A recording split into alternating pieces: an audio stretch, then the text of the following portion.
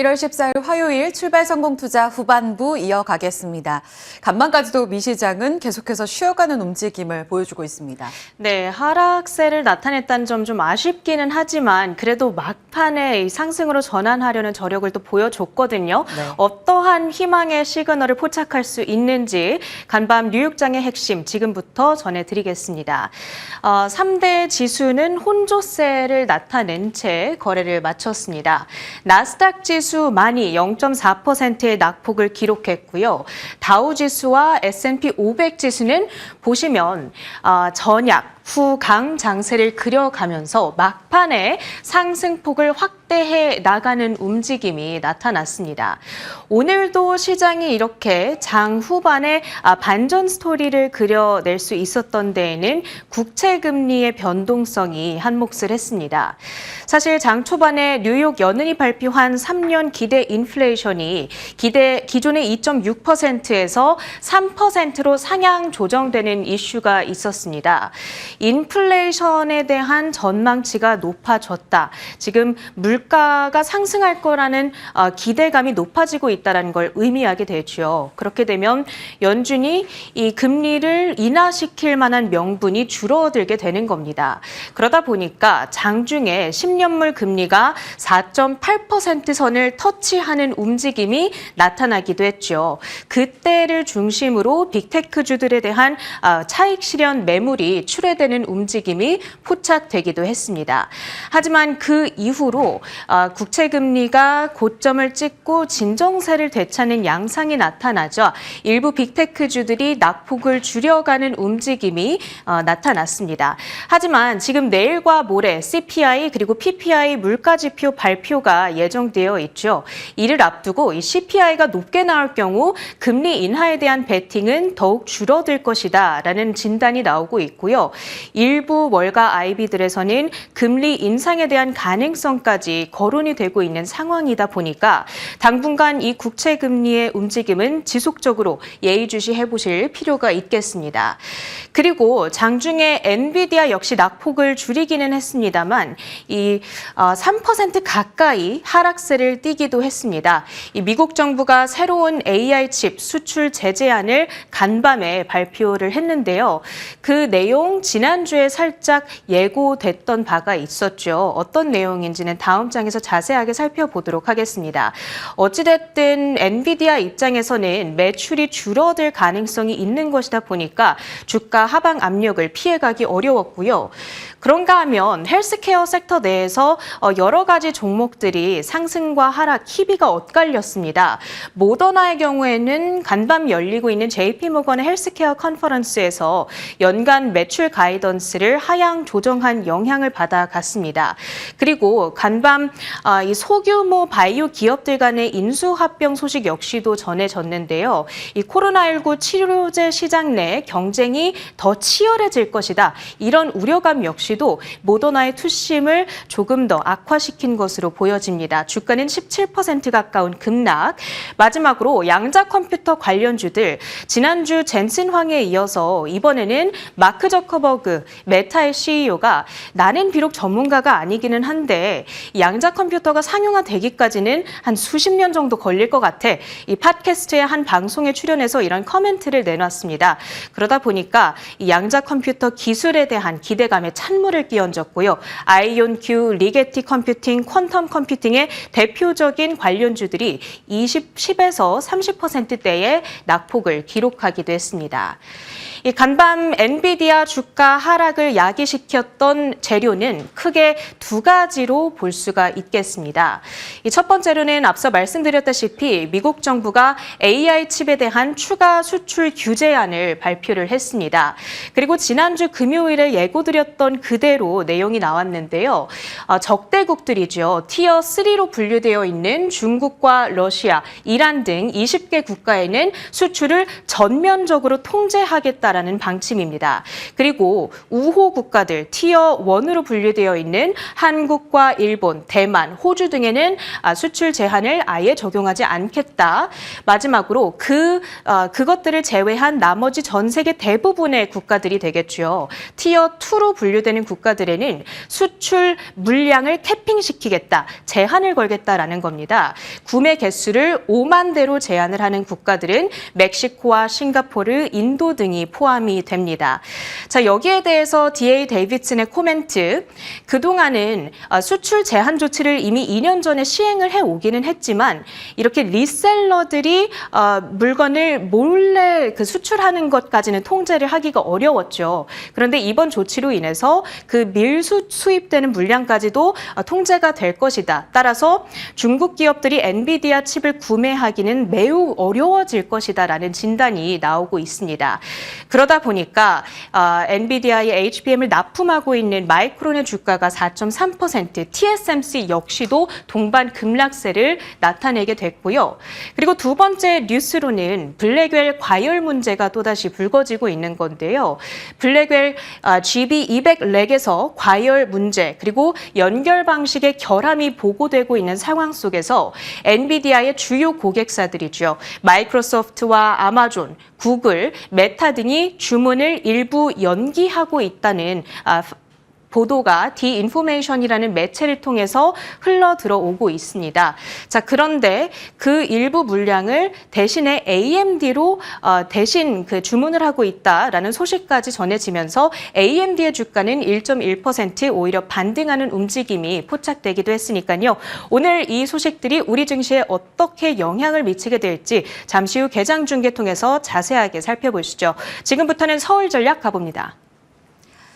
낙폭을 좀 줄여가면서 마무리한 미증시는 그나마 안 돕니다. 하지만 체린 앵커가 전해드린 대로 이제 오늘 이번 주에 발표될 물가 지표를 확인하려는 경계 심리가 아마도 우리 시장까지 이어지지 않을까 하는 걱정이 좀 됩니다.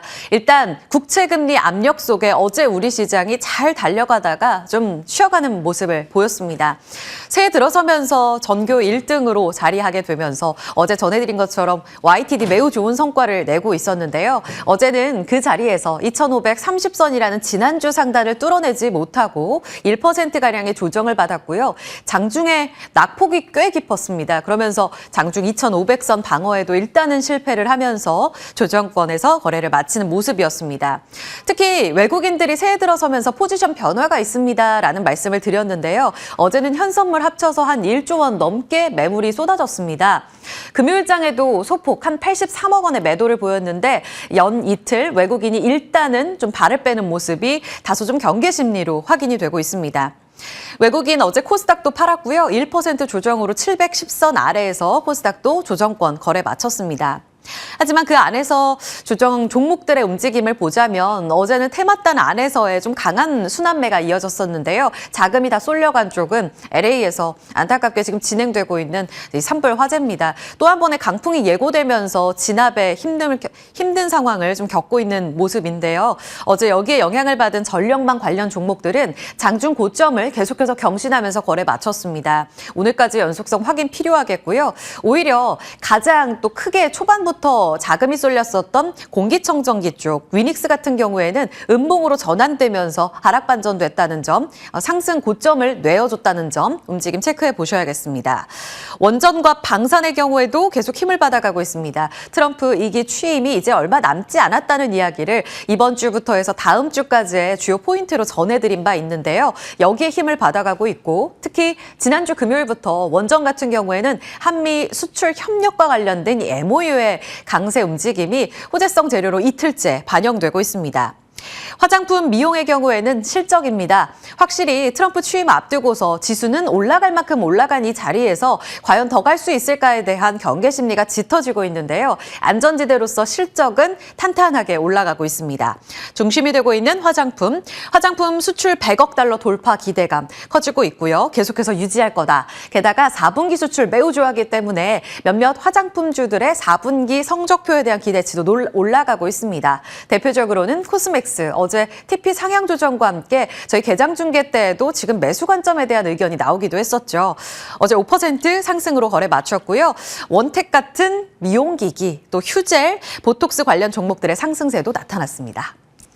자, 오늘 살펴봐야 될 포인트로 넘어가겠습니다. 간밤 미시장을 장악했던 건 그리고 어제 우리 시장을 끌어내렸던 악재의 연장선이었습니다. 미국의 국채금리가 계속해서 4.8%를 넘어가는 아주 마지노선 구간에서의 경계 심리를 뚜렷하게 시장에서 반영하고 있습니다. 여기에 따라서 빅테크들이 좀 조정을 받고 나머지 종목들이 조금은 올라오는 그런 다른 움직임들을 나타냈는데요. 특히 우리 시장의 어떤 민감도가 높은 이 AI 반도체와 관련된 종목들의 변동성이 컸다는 점은 우리 시장에서 다시 한번 면밀하게 봐야 될 포인트가 될 것 같습니다. 특히나 우리 시장이 지금 새해부터 다른 증시 대비 아주 퍼포먼스가 좋았던 이유 자체는 반도체이기 때문입니다. 최근 외국인들이 우리 시장에 다시 1조 원 넘게 러브콜을 보내면서 가장 많이 담은 건 바로 SK 하이닉스였습니다. 1조 원 가깝게 담았고 어제 거래소를 파는데도 불구하고 하이닉스는 담더라고요. 삼성전자는 아직 조금 불안합니다. 물론 하이닉스가 외국인들 3에도 불구하고 주가 방어 20만 원을 실패하기는 했지만 현재 자리에서 어떤 포인트를 봐야 할지가 중요할 것 같습니다. 일단 악재성 재료는 바이든 행정부에서 트럼프 차기 행정부 바로 직전에 드라이브를 걸고 있는 AI 반도체 수출 규제입니다. 동맹국인 우리는 빠졌지만 엔비디아가 변동성이 컸기 때문에 심리에는 위축될 수밖에 없는 재료일 거고요. 그런 가운데 우리 개별적으로는 어떤 종목들 그리고 이슈에 주목해야 될까를 고심해봤습니다. 현재 나타나고 있는 포인트는요. 증권가에서 이렇게 보고 있습니다. 지금 연초에 좋았던 섹터들 아무래도 HBM이 되겠죠. 하이닉스를 중심으로 해서 HBM의 캐파가 계속해서 증가할 거다라는 기대감 속에 소부장단이 상승을 하고 있습니다. 따라서 이 좋은 재료는 계속된다는 점, 반면에 악재성 재료로 작용하고 있는 낸드 쪽의 감산 소식은 그만큼 이 업황, 레거시 쪽이 약하구나라는 것을 감안해 볼 수 있는 대목입니다. 그래서 대조적으로 좀 가져와 봤고요. 마이크론 지난번 실적 발표 기억하시죠? 결국은 이 풍향기의 역할을 해주는 마이크론의 실적이 좋지 못해서 다 같이 무너진 바 있습니다. 이때 이야기를 했던 HBM 관련해서는 낸드와 관련해서는 감산 이야기가 나오긴 했지만 최근 싱가포르 쪽으로 HBM 공장 캐파를 늘리겠다라는 내용에 대해서는 시장은 환호하는 모습이었습니다. 그만큼 수요가 뜨겁구나 여기에 기여한 내용이고요. 하이닉스도 얼마 전 당잠사에서 제가 전해드린 바 있는데요. 올해 이 HBM 관련한 캐파를 원래 15만 장으로 지난해에 발표를 했었는데요. 최근 증권사에 따르면 18만 캐파까지 늘릴 수도 있다. 근데 이거 너무 강한가? 그러면서 보수적으로 한 17만까지 늘릴 수 있는 가능성을 보자라고 전해드린 바 있습니다. 그만큼 HBM의 캐파를 늘린다는 건 뜨거운 수요에 화답하는 결정이라고 볼 수가 있겠습니다. HBM 쪽으로는 여전히 AI 반도체 쪽으로 강하구나라는 것을 읽어볼 수 있는 대목.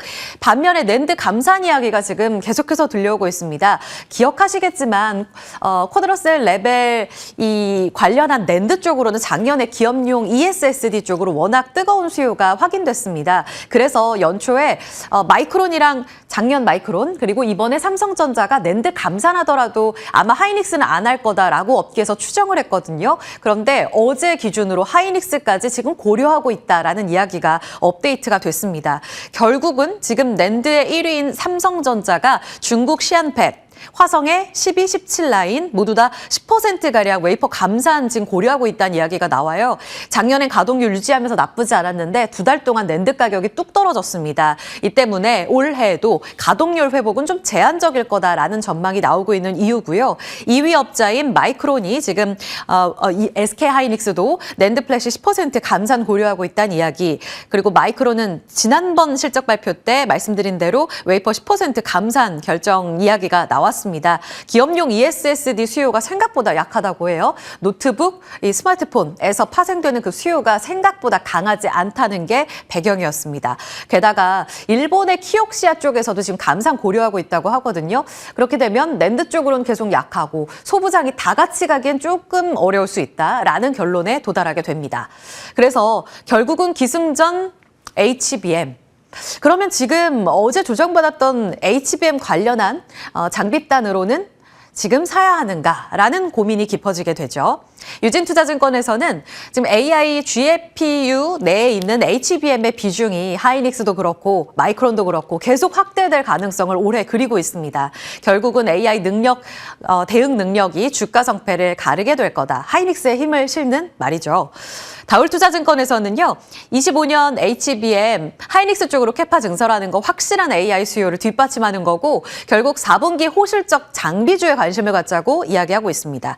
여기서 강조한 종목은요, 한미반도체, PSK홀딩스, 파크시스템즈 여기였습니다. 종목들이 그러니까 연초에 하이닉스 강세와 함께 궤를 같이 그렸던 종목들인데 어제 시장 영향으로 좀 조정을 받았죠. 그러면 지금이라도 담아야 하는가 같이 고민해 보도록 하고요.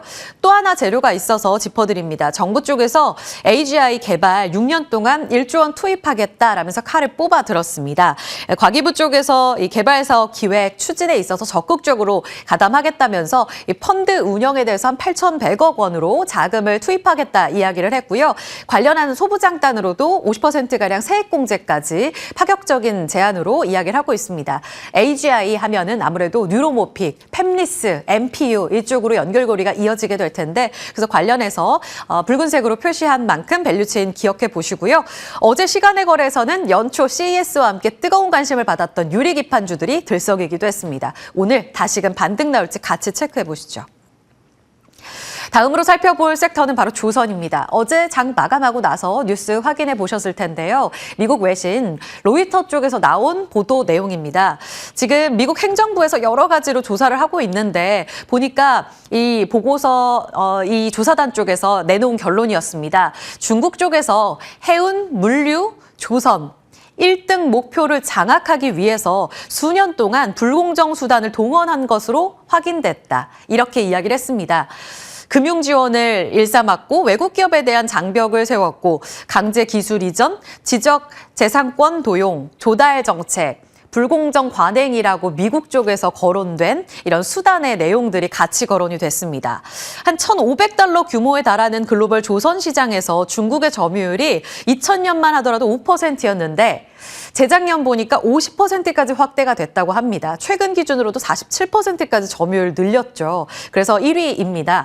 그런데 이것이 불공정 수단을 같이 적용했기 때문이다라고 이야기를 하고요. 같은 기간 미국의 입지는 1%대로 줄어들었다. 지금 트럼프 행정부 쪽에서 차기 행정부 들어서게 되면 제조업으로서 지배력을 잃은 미국이 다시 찾아야 된다라면서 강조하는 대목이기도 합니다. 그래서 미 정부 쪽에서 아마 곧 이 불공정 보고서 발표할 것 같고 바이든 행정부 끝나기 전에 발표가 나올 것 같다라고 이야기를 하고 있습니다. 그래서 차기 행정부에서 아마 이 내용을 받아들여서 중국에 대한 선박 관세 혹은 항만 사용료 부과와 관련된 제재를 발표할 거다. 이렇게 로이터 통신에서 보도했습니다. 우리 쪽에는 힘을 실어줄 수밖에 없는 내용이겠죠. 최근 작년 말부터 시작해서 트럼프 당선되고 나서 11월 초부터 이 조선주들의 랠리가 본격화됐습니다. 트럼프의 전화 한 통 때문이었는데요. 이렇게 되면 MRO 쪽 의료에 힘을 실어줄 수 있는 내용 더하기 최근 조선업과 관련돼서 미국에서의 제재가 더 강해지면 강해질수록 1위를 차지하고 있는 조선의 입지는 약해지고 현재 미국과 우리와 일본 같은 경우에는 점유율을 늘릴 수 있는 기회가 될 겁니다. 지금 표시되고 있는 등락률은 올해 YTD예요. 지금 코스피가 3%, 코스닥은 4%의 YTD거든요. 다 시장 대비 아웃퍼폼하고 있습니다. 작년 기억하시겠지만 HD 현대중공업이 100% 넘는 상승률을 보였거든요. 플러스로 연초 기세가 나쁘지 않다는 것을 읽어볼 수 있습니다. HD 현대중공업은 올해 들어서만 플러스 8%로 대다수의 선박과 선박 엔진, 신고가 부근에서의 등락을 보이고 있습니다. 살짝 조정권에서의 흔들리는 움직임을 보이는 종목들도 있기는 한데요. 5일선 타고 지금 계속해서 비중 확대로 올해도 주도주가 될 수 있을지 전략 기민하게 체크해드리겠습니다. 마지막으로 방산까지 점검하겠습니다. 결국은 돌아 미국과의 연결고리에서 트럼프로 귀결이 되는 오늘의 키워드가 될 것 같습니다. 지금 트럼프 2기 취임 앞두고 인사청문회가 진행이 되고 있습니다. 여기에서 엘브리지 콜비라는 인물을 계속 기억해 보셔야겠습니다. 트럼프 1기 때에도 국방부 차관을 담당했었는데요. 여기만 이후로 2기에도 아주 중추적인 역할을 해줄 것으로 예상되고 있습니다. 이렇게 되면서 지금 트럼프가 강조한 나토 회원국으로의 방위비 5%까지 올려라는 강조, 일본에도 너네의 역할이 매우 중요해지고 있다. 지금 다음 트럼프 2기 때에는 중국을 포함해서 아시아에 대한 자기 방어 능력이 매우 중요하다고 강조하고 있거든요. 이런 방위비 증액과 관련된 강조 내용은 내내 이야기가 나올 겁니다. 그런데 처음으로 폴란드가 여기에 화답을 했습니다. 올해 국방비 발표를 했는데 올해 GDP 대비 4.7%까지 증액할게. 라고 화답합니다. 32개의 나토국 중에 최대 규모라고 하고요. 지금 폴란드가 EU 상반기 순회 의장국을 맡게 됐습니다.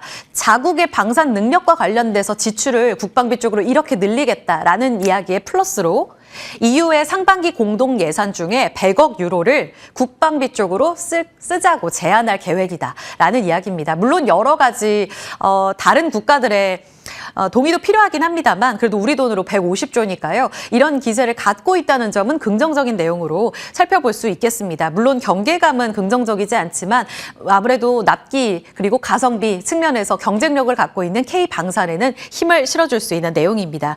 지금 보시면 어제 올랐던 한화 에어로스페이스 지금 오늘 아침 기준으로 TP 다시 한번 상향 조정이 나왔더라고요.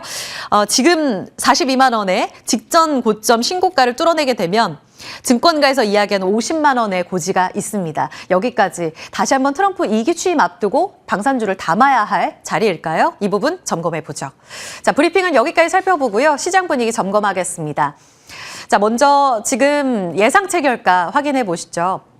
어제 코스피는 조정받고 오늘 강보합권으로 추가 하락은 아닙니다. 코스닥은 706선 약보합권이네요. 지금 시총 상위주들의 움직임 보면 하이닉스가 어제 좀 4%로 깊었는데요. 오늘 19만 원 다시 한번 테스트 구간으로 더 빠집니다. 삼성 바이오로직스는 오늘도 선방합니다. 코스닥으로 가겠습니다. 바이오 종목들이 지금 고금리에서 좀 부진한 움직임인데요. 알테오제는 반등 시도, 그리고 미국 앨범알이 간밤에 또 많이 올랐죠. 그런데 에코프로 BM, 에코프로 약세 출발 예상되고 있습니다. 자, Q&A 진행하겠습니다. 차영주 ISEC 경제연구소장과 함께합니다. 소장님, 미국장이 불안합니다. 국채금리가 계속 치솟고 있는 상황인데요. 이 때문에 미국의 빅테크 종목들도 조정을 받았습니다. AI 반도체 수출 금지도 결국은 지난주 예고에 이어서 표명이 됐고요. 하이닉스가 지금 약세로 출발되는데 추가 하락 예상해야 될까요? 일단 우리가 반도체는 조금 다르게 생각을 좀 해봐야 되지 않을까 싶습니다. 일단 미국 시장이 다음 주에 이제 트럼프 대통령이 월요일 날 취임하지 않습니까? 행정명령이 어느 수준에 어떤 정도 내용이 들어갈지에 대해서 초미의 글로벌 관심사가 된다라는 거죠. 일부 언론에서는 좀 트럼프가 이제 조급하게 행동할 것이다라는 내용도 있고, 일부는 조금 느긋하게 할 것이다. 막 같은 정말 오리무중인 것 같습니다. 그러다 보니까 지금 시장은 극심한 변동성 장세. 그러니까 저는 이렇게 생각을 합니다. 지금 이제 일주일 정도 시간이 남은 상태이기 때문에 상반기 때는 오히려 변동성이 더 커지는 것 같아요. 상반기 때 지금 어떤 서명 하나에 지금 한 나라의 명운, 한 기업의 명운이 달린 거 아니겠습니까? 그러다 보니까 변동성이 커질 수밖에 없죠.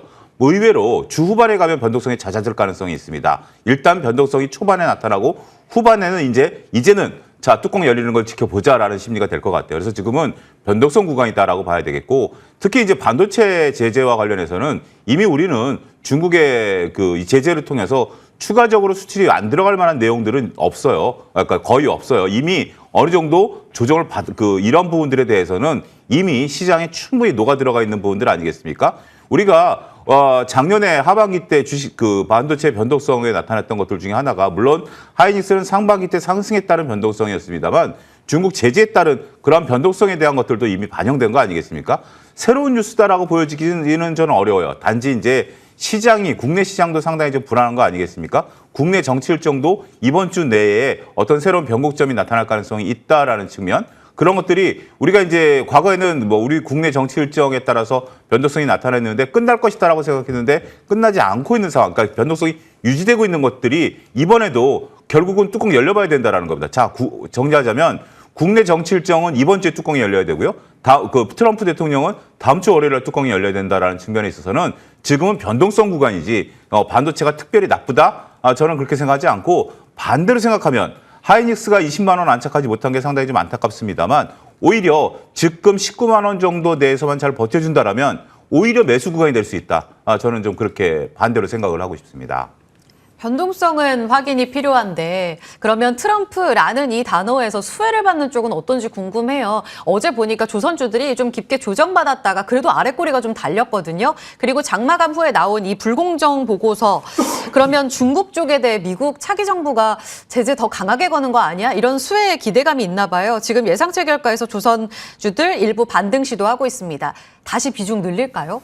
저는 그렇게 생각하지는 않습니다. 지금 이제 이 뉴스 플로우를 보게 된다라면 이 뉴스가 지금 오늘 튀어나온 게 아니라 작년 4월, 3월부터 불공정제 시작한다는 뉴스가 튀어나와요. 검색해보면 그 뉴스부터 나옵니다. 이거 1년 된 뉴스 아니야? 라고 생각할 만한 그런 것들이죠. 그 결과가 나온 겁니다. 그 결과가 나온 거고 이 결과에 따라서 행정이 어떻게 진행될까? 이제 우리가 야 중국이 불공정하고 있는 거 아니야? 자국 선박들 밀어주고 있는 거 아니야? 조사하자. 약 1년여 동안 조사해서 보고서가 나온 겁니다. 이 보고서를 바탕으로 이제 정책이 나온다라는 거죠. 그 정책에 대해서 로이터들이 여러 가지 얘기들을 좀 하고 있습니다만 그 부분에 대해서는 우리가 조금 이미 이것도 선반영이다라고 저는 좀 생각을 해야 될 것 같아요. 그리고 지금 현재 나오고 있는 것들이 중국이 이제 불공정하는 게 자국 국영 기업들에 대해서 자국 선박들을 이제 제조하라 그래서 이제 점유율이 올라간 거 아니겠습니까? 그 부분은 중국 자체적인 부분들이죠. 이건 미국과 상관없어요. 물론 이제 로이터가 한 발 더 앞서 나간 것은 중국에서 만든 배를 미국에 들어오게 된다라면 여기 입항료를 올리는 거 아니야라는 부분들이죠. 미묘합니다. 그러면 선박마다 꼬리표를 맡아가지고 어디서 만들었느냐? 그러면 만약에 미국 선박 회사가 과거 중국에서 만든 거 중고 배를 사면 이것도 관세를 부과해야 되나요?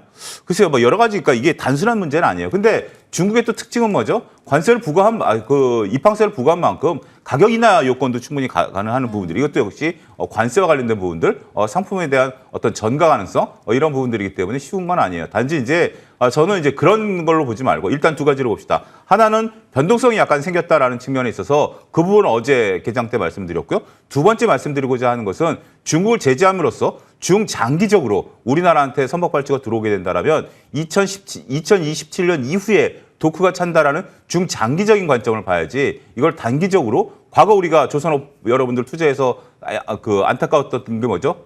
수주 받았다고 조선주 샀다가 주가 안 올라갔던 거 아니겠습니까? 그러한 뉴스 플로우로 이해하셔야 되는데 긍정적인 뉴스인 건 맞습니다. 하지만 서두르실 필요는 없다. 이렇게 정리하겠습니다. 좋습니다. 지금 시세 나오는 쪽으로 질문 또 하나 드려보죠. 아까 반도체는 아직 보수적으로 볼 단계는 아니야라고 이야기를 하셨는데 그 밸류체인 안에서 유리기판 쪽이 반등 시도 또 나오고 있습니다. 오늘 증권가 호평 나온 피롭틱스는 6%까지 상승 움직임 예상되고 있는데 밸류체인 안에서도 더 적극적으로 볼 수 있는 유리기판의 의견 어떠세요? 어차피 이거는 이제 유리기판 같은 경우는 우리가 이제 어떻게 보면 하나의 소테마로 움직이는 거 아니겠습니까? 여전히 테마다. 여전히 테마다. 여전히 소테마이기 때문에 그 대신 이제 세게 붙으면 지금 이제 저 동시효과니까 아직 5분 남았습니다. 5분이라는 시간은 동시효과 구간에는 거의 10년에 가까운 시간이기 때문에 너무 이렇게 저거가 어떻게 붙느냐 봐야 되긴 하겠습니다만 만약에 세게 붙는다. 피로티스가 오늘 세게 붙으면 직전 고점을 뚫어줄 수가 있는 여부 아니겠습니까? 근데 만약에 붕 떴다가 밀리게 되면 그것도 좀 조정을 좀 받아야 된다라고 좀 말씀드릴 수가 있겠죠. 그래서 일단 지금 증권가에 전원이 나왔는데 저 정도 수준이면 글쎄 생각보다 세지는 않네요. 어찌됐든 좀 상황 좀 보시고요. 어차피 저 테마에서 만약에 피로티스가 따라 붙으면 다른 것들 그리고 삼성전기 같은 경우도 따라 붙으면 그런 부분들 같이 보셔야 되지 않을까 싶습니다. 네, 호가까지 지금 그러니까 정규장까지 5분 정도 남았기 때문에 수많은 또 허수와 이런 움직임들이 반영될 겁니다. 개장 중에서 더 자세한 이야기 이어가 보도록 할게요. Q&A였습니다.